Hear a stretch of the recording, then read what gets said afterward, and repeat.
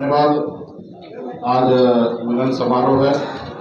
इस कार्यक्रम में उपस्थित हमारे श्री अनंत कुमार उर्फ टुनटुन शाह जी पार्टी के सदस्यता ग्रहण किए हैं और इन्हीं के धर्मपत्नी श्रीमती सीमा शाह जी जो पूर्व मेयर रह चुके हैं भागलपुर के, वो आज पार्टी के सदस्यता ग्रहण किए हैं।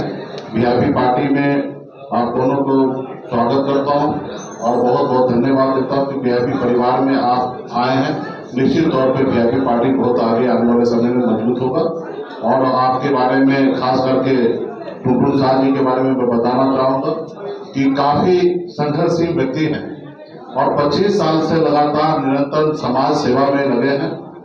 लोगों ने इनको साथ हमेशा छल किए हैं, मौका नहीं मिला है और एक अति पिछड़ा का बेटा संघर्ष करके इस मुकाम तक आए हैं। और आप सब जानते हैं कि हम खुद स्वयं अति पिछड़ा समाज से आते हैं। हम कर्पूरी ठाकुर जी के विचारधारा को आगे बढ़ाना चाहते हैं और पूरे बिहार में आप सब जानते हैं कि 37% अति पिछड़ा समाज है और ये अति पिछड़ा समाज जब हिस्सेदारी की बात होता है तो हमेशा उसको ढकेला जाता है। अगर 2020 का अगर बात करेंगे चुनाव का, तो भाजपा जो है अति पिछड़ा से वोट हमेशा लेने का काम किया है, लेकिन जब टिकट देने का समय आता है तो टिकट नहीं दे पाता है। पिछले चुनाव में अगर देखेंगे 110 सीट भाजपा लड़ा, सिर्फ मात्र 9% सीट जो है अति पिछड़ा को दिया गया और वहीं पे 55 सीट जो है सामान्य वर्ग को दिया गया, यानी कि 15% आबादी को 50% सीट दिया गया और जिसकी 37% भागीदारी है उसको मात्र 9% टिकट देने का काम किया।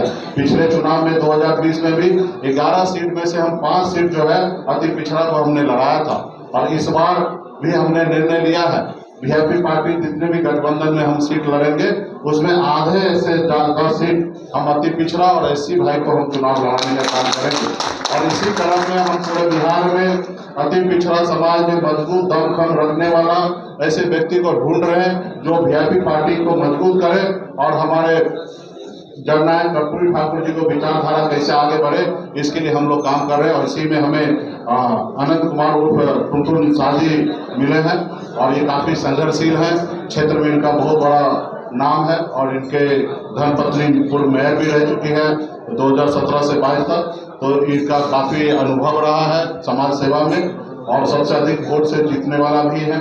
तो पार्टी में आए हैं अति पिछड़ा के नाते मैं निश्चित तौर पे जो इनके साथ नाइंसाफी हुआ है आने वाला समय में हम लोग इंसाफ देने का काम करेंगे और हम चाहेंगे कि कर्पूरी ठाकुर जी को विचारधारा कैसे आगे बढ़े इसके लिए पार्टी में रहकर ईमानदारी से काम करेंगे। हम सब मिलकर बिहार में एक नया बिहार और बेहतर बिहार बनाने का जो सपना देखते हैं, कल्पना करते हैं कि एक बिहारी दूसरे राज्य में जाके मजदूरी ना करे, वो आने वाला समय में संभव होगा जब सभी जाति सभी धर्म के लोग को हिस्सेदारी जब मिलेगा।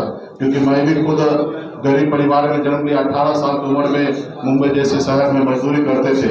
आज आपने देखा कि किस तरीके से हमारे टुनटुन शाह जी भावुक हुए कि इनके बचपन में इनके पिताजी का साया टूट गया और उसके बाद इन्होंने बचपन से ही संघर्ष करके और आज अच्छे मुकाम पे पहुंचे हैं। तो इनका संघर्ष ही है और इनको हम लोगों का संघर्ष को लोग हमेशा ये नहीं करते, हम लोगों को हमेशा गुलाम बना के लोग रखते हैं। आज हम इतना संघर्ष करके बाद आए और अपने समाज के लिए काम कर रहे थे, लेकिन भाजपा ने क्या किया, हमारे विधायक को खरीद लिया, हमारे हमको मंत्रिमंडल से बाहर कर दिया जो सरकार हमने बनाया। वो नहीं चाहता कि बिहार में कोई अति पिछड़ा का बेटा सर उठा के और जिए। वो मानते हैं, वो चाहते हैं कि वर्षों से ये लोग गुलाम बन के हैं, हमारे पैरों तले दबे हैं, हमेशा दबा रहे। लेकिन अब अति पिछड़ा समाज जागरूक हो चुका है और आने वाला समय में अति पिछड़ा समाज बिहार में निर्णायक भूमिका में रहेंगे और मजबूती से हम लोग काम करने का निर्णय लिए हैं। और इसके लिए फिर से पुनः अनंत कुमार उर्फ टुनटुन शाह जी को और उनके धर्मपत्नी सीमा शाह जी को मैं बहुत बहुत धन्यवाद बधाई देता हूँ कि आप वीआईपी परिवार में आए हैं और आपको निराश नहीं होना पड़ेगा और आने वाला समय में हम आपको आगे लेके चलने का काम करेंगे। तो बहुत बहुत धन्यवाद। आप सभी किसी साथी को, महागठबंधन किसी एक दल का नहीं है, महागठबंधन 6 दल है, सभी का दल है और हम सब पार्टी मजबूती से पूरे बिहार में हम लोग 243 जगह काम कर रहे हैं। जहाँ पे योग्य उम्मीदवार होंगे, अच्छे उम्मीदवार होंगे जो जनता का सेवा करेंगे, हम लोग महागठबंधन के साथ ही पूरे बिहार में हम 243 जगह एक ही लिस्ट से पूरे बिहार में प्रत्याशी का नाम का घोषणा होगा। अभी तो पार्टी को मजबूती देने के लिए हम लोग काम करें। जिस तरीके से देश में तानाशाह उत्पन्न हो रहा है, हिटलर के जैसे फरमान लाया जा रहा है, तो इसके विरोध करने के लिए हम सभी सामाजिक न्याय वाले पिछड़ा, अति पिछड़ा, दलित भाई एकजुट हो रहे हैं और मजबूती से लड़ाई लड़ेंगे। आज देखिए किस तरीके से राजनीति को बजारीकरण कर दिया गया, गरीब लोगों से राजनीति को दूर कर दिया गया। आप देखिए आपके बीच में भी किस तरीके से चुनाव आयोग का घोषणा हुआ। आज जनता, बाबा साहब भीमराव अम्बेडकर ने संविधान में जनता को मालिक बनाया गया कि मालिक तुम हो, तुम्हारे चाहे वो गरीब का बेटा हो या रतन टाटा का बेटा हो, सबका वोट का समान एक हिस्सा दिया गया। आज वोट गिराने का समय आया, आज हमको राज्य में मुख्यमंत्री चुनने का जनता को मौका आया।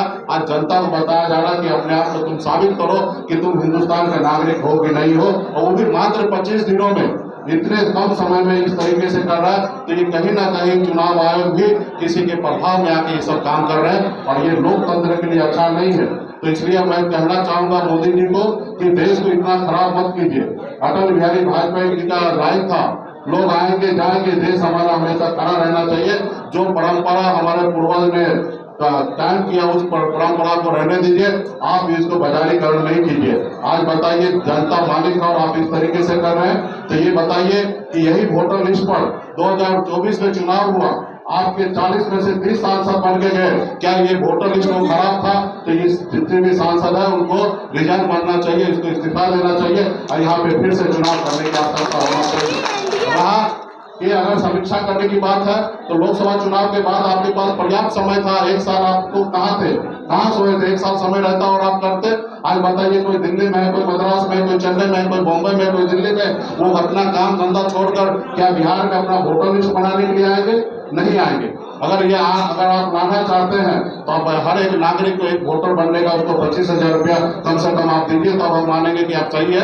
आज कोई अपना नुकसान करके यहाँ पर आएंगे तो ऐसा नहीं कीजिएगा, लेकिन आप उनको कहिएगा कि अपने आप को साबित कीजिए शॉर्ट टाइम में। इसमें रखा क्या है, चुनाव बीतने दीजिए, विधानसभा चुनाव, उसके बाद समीक्षा कीजिएगा। ये मैं कोई ये नहीं कह रहा हूँ कि गलत काम कीजिएगा, लेकिन एक समय दीजिएगा।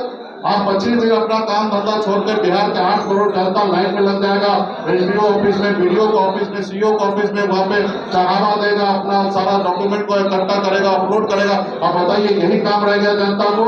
चुनाव के समय में सरकार अच्छा काम किए कि बुरा काम किए, वो निर्णय लेकर सरकार को रखना है कि हटाना है, ये जनता मालिक है। जनता को जो काम करना है उससे आप उसको डाइवर्ट करके आप इस तरीके से काम कर रहे हैं, तो ये हिटलर का काम है, ये लोकतंत्र खत्म करने की साजिश है। तो इसको हम लोग बर्दाश्त नहीं करेंगे। पूरे बिहार में जनता के साथ नाइंसाफी होगा, उसके लिए मजबूती से जनता के साथ हम लोग खड़ा होंगे और जनता मालिक है। ये जो तानाशाह जो हिटलर लोग है उसको हम लोग आने वाले समय में बताने का काम करेंगे। एनडीए अपनी मजबूती दिखा रही है, जदयू में मोदी जी का तस्वीर लगा और कल रक्षा मंत्री बिहार दौरे पे आ रहे, क्या कहेंगे?